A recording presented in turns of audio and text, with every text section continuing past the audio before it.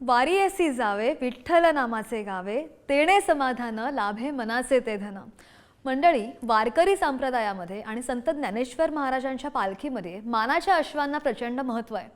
वारी आणि माऊलींच्या पालखीमध्ये या अश्वाची नेमकी परंपरा काय आहे आणि त्याचसोबत या अश्वाची परंपरा कधीपासून सुरू झाली आहे याच संदर्भात या अश्वाचे सोबती अक्षय महाराज यांच्याशी बातचीत केली आहे सुजित काळंगे यांनी। पाहूया। रामकृष्ण हरी मंडळी, सध्या आपण संत ज्ञानेश्वर महाराजांच्या पालखीमध्ये आहोत आणि संत ज्ञानेश्वर महाराजांच्या पालखीमध्ये असणारा हा जो मानाचा अश्व आहे, तो मानाच्या अश्वाची परंपरा आणि त्याची देखभाल नेमकी कशी केली जाते, एकंदरीत त्याच्या संदर्भातल्या ज्या गोष्टी आहेत त्या आपण जाणून घेणार आहोत। आपल्यासोबत अक्षयजी आहेत। अक्षयजी, काय सांगाल की या मानाची परंपरा काय आहे आणि माऊलीच्या अश्वांमध्ये याला जी काय माऊलींसोबत असणं हे याला फार महत्त्वाचं मानलं जातं, नेमकी काय परंपरा आहे? संतश्रेष्ठ ज्ञानेश्वर महाराज पालखी सोहळ्यातील श्रीमंत उर्जितसिंह राजे शितोळे सरकारांचा हा मानाचा अश्व आहे। याच्यावर स्वतः माऊली स्थानापन्न झाले असे वारकऱ्यांची श्रद्धा असते आणि पालखी सोहळ्यातील आज दुसरं गोल रिंगण आहे आणि खुळसपाटा इथं आपण माऊलींचे अश्व दाखल झालेले आहेत।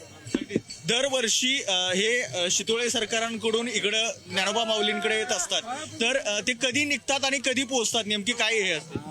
शितोळे सरकारांचे कर्नाटक येथील बेळगाव अंकली येथील हे अश्व आहेत। पालखी प्रस्थानाआधी 10-11 दिवस आधी हे अश्व चालत आळंदीला पोहोचतात। 11व्या दिवशी आळंदीत आल्यानंतर त्यांचं वाजत गाजत स्वागत होतं आणि पालखी सोहळ्यामध्ये हे अश्व सामील होतात।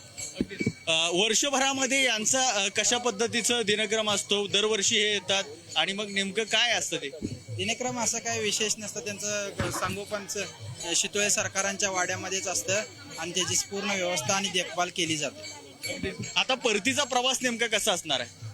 परतीचा प्रवास पालखी सोहळा पंढरपुरात पोहोचल्यानंतर गोपाळकाला झाल्यानंतर माऊलींना परतीला वाकरीपर्यंत सोडून हा अश्व परत कर्नाटकात जात असतो। अगदीच, हा जो अश्व आहे तो अश्व माऊलींचा मानाचा अश्व आहे।